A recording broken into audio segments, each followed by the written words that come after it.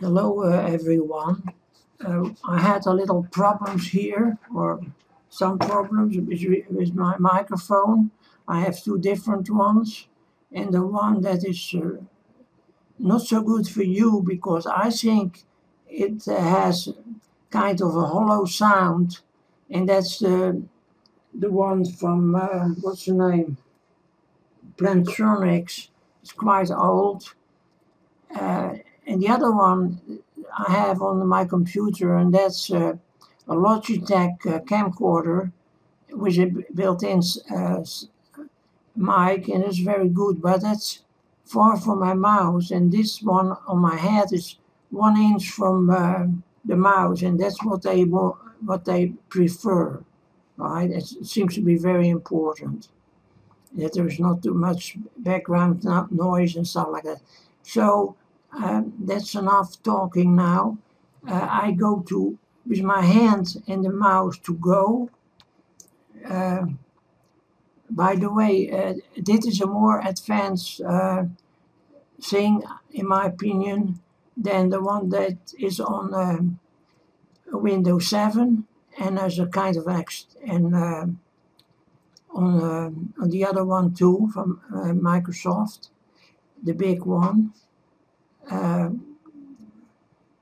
but did and on Camtasia 7.1 there works one on as well, but it is a lot of commands are the same, but it's more it's bigger. And the other one that is the Vista, but I think Windows 7 is better. Right? So I go to go, and then I see here, welcome to general training.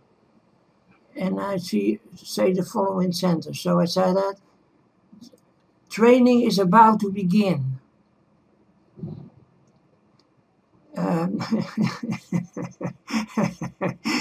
Please read the text that you would like to read. Now, I don't like those sales letters, right? And the employment request letter, I don't like it either. They vary in cyberspace. Maybe that's not too bad. President Kennedy inaugural address, that's a nice one. Not the easy one, though. Let's go with they vary in cyberspace.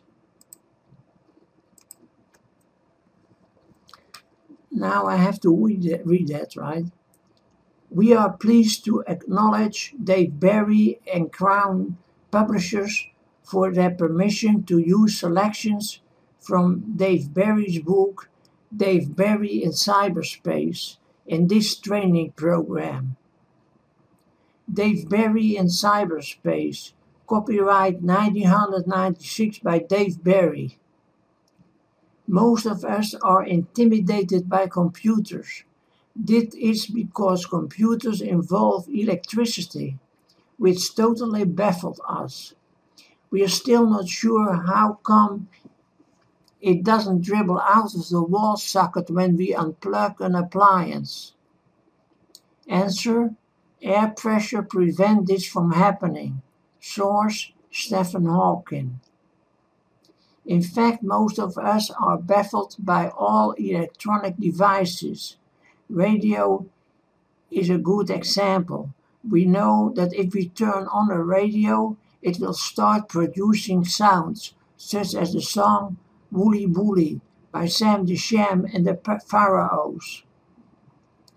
If we were pressed to explain this, we'd probably parrot the explanation we got from our science teachers, which is that the radio is receiving radio waves. But the truth is that we have no idea what this means.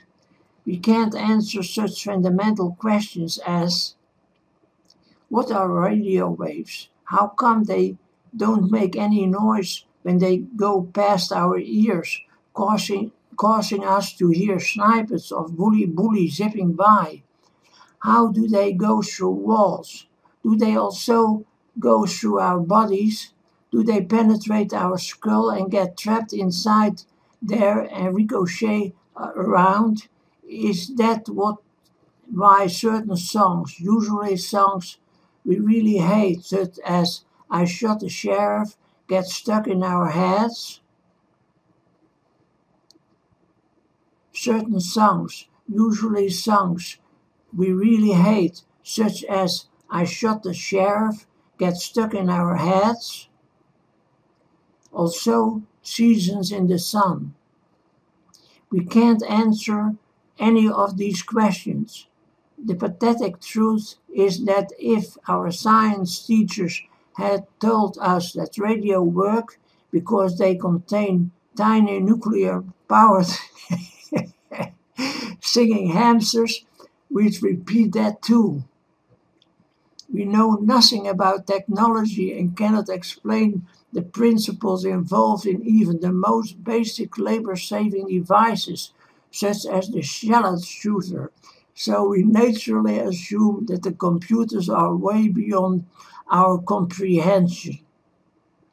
But that is not necessarily the case. In fact, computers operate on simple principles that can be easily understood by anybody with some common sense, a little imagination, and an IQ of 750.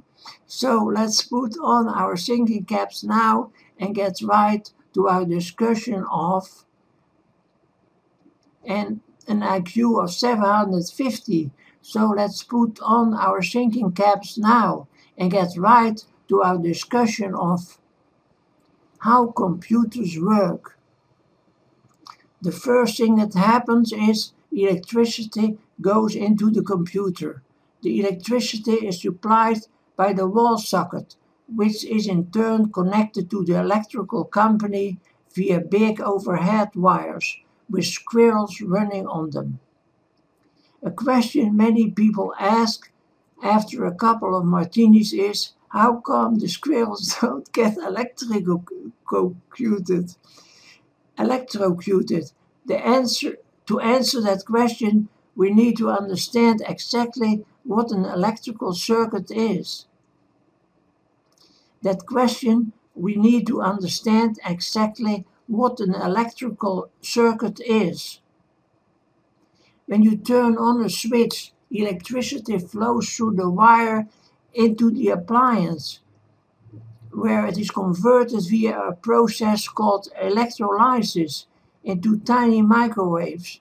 These fly around inside the oven area until they locate the hungry, heat, and eat hearty burrito entree. They then signal the location of each other by slapping their tails in a distinctive pattern. Oven area until they locate the hungry hombre, heat, and eat hearty burrito entree. They then signal the location to each other by slapping their tails in a distinctive pattern. Oven area until they locate the hungry hombre, heat, and eat hearty burrito entree.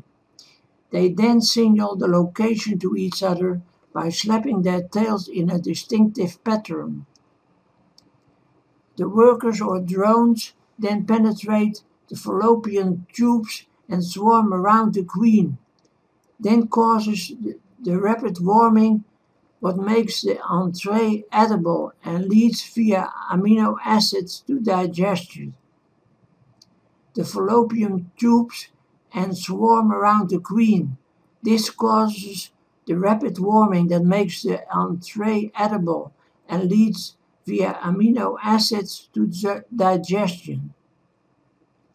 This is followed by grunting and flushing, with the outflow traveling via underground pipes to the sewage treatment plant, which in turn releases purified water into the river, which is used to form waterfalls. which rotate the giant turbines that produce the electricity that flows through wires back to our appliance, therefore completing the circuit.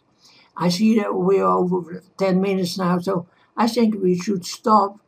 Uh, I hope that you like it, of course, and that you got some, idea about the future of computing. I personally think that this is extremely important, and that although I heard on the internet other people saying that it is rubbish, but I don't think it is, and I think we just as we are going to talk to computers, we are going to talk to machines in general, right? Like say a Frigidaire, or something that's a microwave oven, and things like that. And that's I'm sure that's going to happen. And this is one of the first steps. And I said before, I understand that Steve Jobs wanted to do it with the iPod 2 voice recognition. So, and I hope for myself this helped the computer understand better my voice, because that's what it is all about. That every voice is specific, and the system has to adapt to that and to learn from it. So I'm going to finish now here on this one, as well as with the recording. I hope you liked it.